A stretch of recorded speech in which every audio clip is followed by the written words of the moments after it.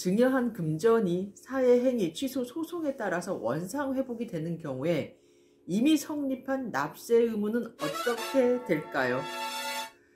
우리가 사례를 갖고 오늘 이 내용을 살펴볼 텐데요. 사례를 제가 한번 설명해 드리겠습니다.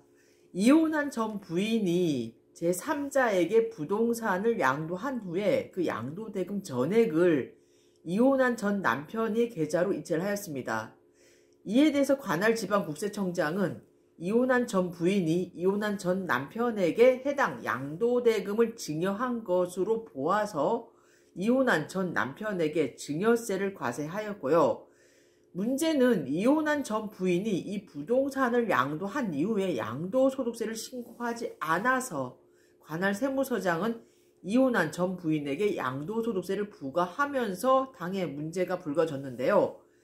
이혼한 전 부인이 이렇게 양도소득세를 체납을 하자 관할 세무서장은 법원에 양도소득세의 가상금을 포함한 조세채권을 피보전 채권으로 해서 이혼한 전 남편을 상대로 사회행위 취소 소송을 제기를 하였습니다. 이에 법원은 해당 청구를 인용을 해서 이혼한 전 부인과 이혼한 전 남편 사이에 체결된 그 증여계약을 취소하고 이혼한 전 남편이 해당 양도대금 및 지연손해금을 지급하라라고 판결을 했습니다.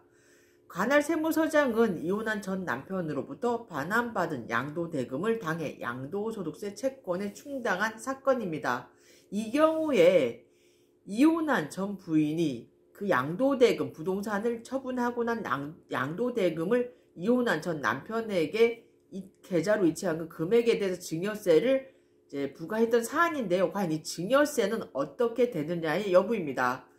관계법령을 한번 보시면 국세징수법 제25조에서는 사회행위 취소 및 원상회복에 대해서 규정을 하고 있는데요. 관할 세무서장은 강제징수를 할 때 납세자가 국세징수를 피하기 위해서 한 재산의 처분이라든가 그 밖에 재산권을 목적으로 한 법률 행위에 대해서는 사회행위의 취소 및 원상회복을 법원에 청구할 수 있다라고 하고 있습니다. 그리고 민법 제406조에서는요. 채권자 취소권에 대해서 규정을 하고 있는데 1항에서는 채무자가 채권자를 해함을 알고 재산권을 목적으로 한 법률 행위를 한 때에는 채권자는 그 취소 및 원상회복을 역시 법원에 청구할 수 있다라고 하면서 동조 제2항에서는 전항, 즉 1항의 소는 채권자가 취소 원인을 안 날로부터 1년 그리고 법률 행위가 있은 날로부터 5년 이내에 제기하여야 한다라고 규정을 하고 있습니다. 그리고 우리 상속세법, 증여세법 제4조에서는 증여세 과세 대상에 대해서 규정을 하고 있는데 제4항에서 뭐라고 얘기하고 있냐면은 수중자가 금전을 제외한 증여재산을 당사자 간의 합의에 따라서 증여세 과세표준 신고 기한까지 당초 증여자에게 반환하는 경우에는 처음부터 증여가 없었던 것으로 보는데 만일 증여세 과세표준 신고 기간이 지난 후에 3개월 이내에 증여자에게 반환하거나 증여자에게 다시 증여하는 경우에는 그 반환하거나 다시 증여하는 것에 대해서는 역시 증여세를 부과하지 아니한다라고 규정을 하고 있습니다.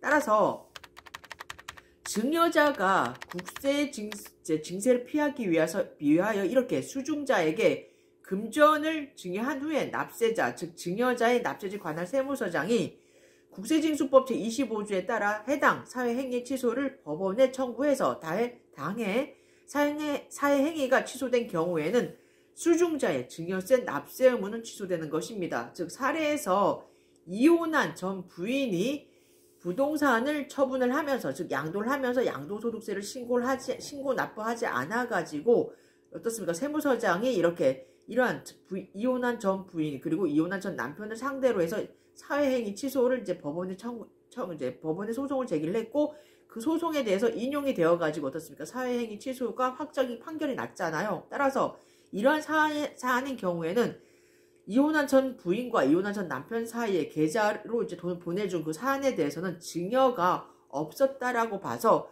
증여세 납부 의무는 없는 사안이 되겠습니다. 이상 자담세무에게서 송혜경 세무사였습니다.